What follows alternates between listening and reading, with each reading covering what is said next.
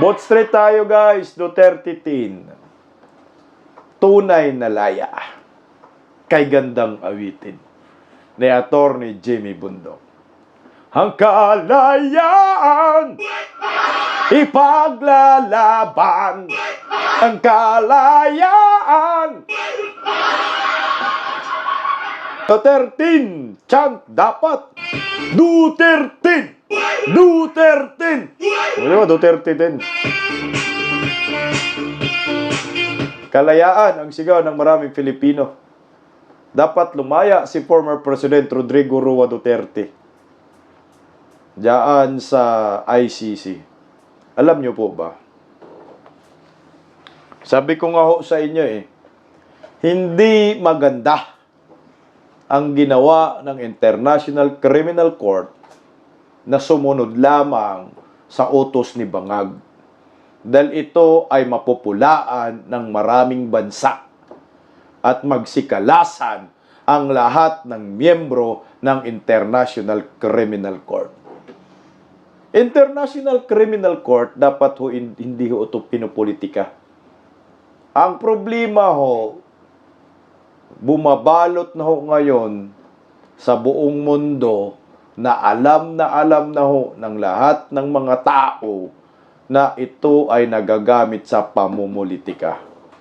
Pahiya po dito ang International Criminal Court dahil nagpauto po sila kay Bangag. Yan o. Hungary withdrawals from the ICC.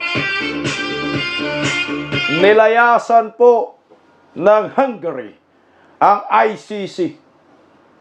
Ang sabi ng Prime Minister, ang sabi ng Hungarian Prime Minister na si Viktor Orbán, maputi man yung uban. Pero Prime Minister, this is no longer an impartial court, correct? A rule of law court, but rather a political court.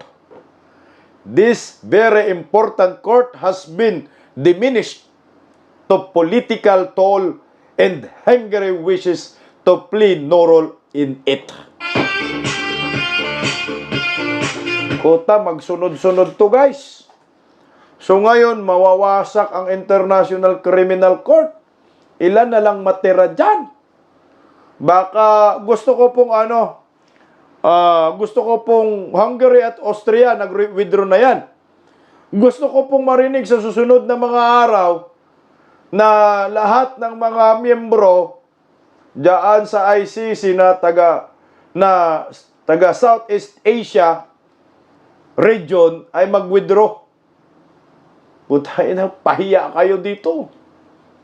Alam din ng maraming tao sa buong mundo na pinopolitika ho si Tatay Digong ng gobyernong Marcos at pumayag yung International Criminal Court sa gugustuhan ng sinungaling na si Bangag.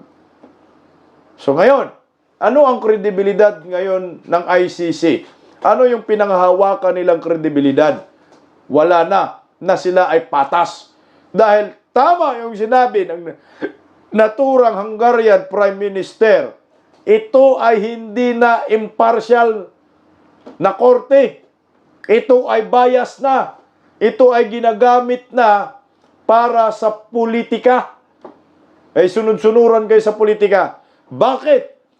Kasalanan din ng ICC. Inamin nila O ito. Dahil dito yon sa kasinungalingan ni Bangag. Tingnan mo si Bangag. Sinungaling talaga. Tingnan natin. No. You have misread it. We do not cooperate with the ICC. That is the position of this government. Now, the surrender of Mr. Duterte to the ICC is something that was, of course, the decision of the Philippines authorities. Dito sila sumablay. Nilaglag sila ng ICC. ICC, nothing that it was permitted by the Philippine government. It is the decision of the Philippine government.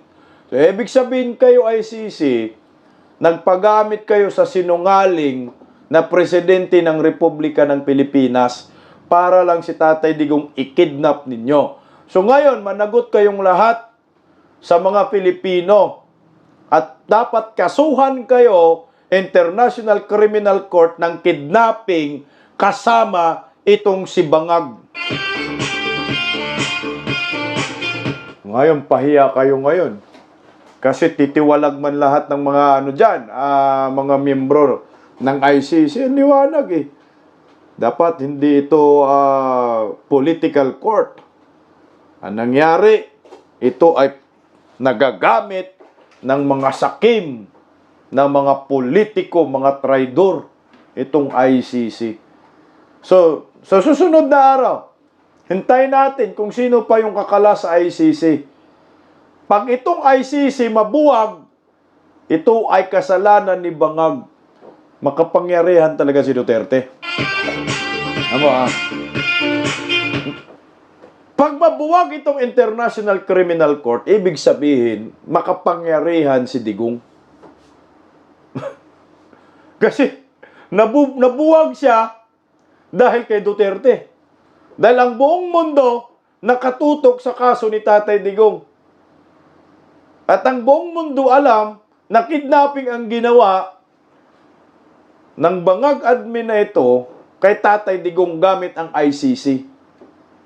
So ano ang kredibilidad na panghahawakan ng ICC ngayon?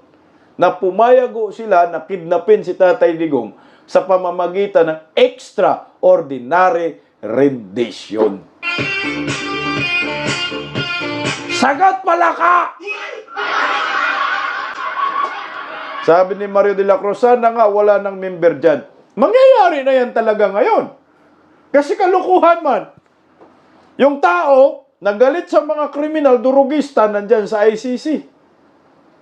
43, crime against humanity. Samantala, sa 44, wala pang nanagot. Yung Ampatuan Massacre, 58, wala mang crimes against humanity. 58 yung namatay. Isang araw. Ito, inakusan nyo kay Tatay Digong 2011 hanggang 2019. Kriminal pa. Yung sinabi ninyong nagorgor, Jimmy Bundok.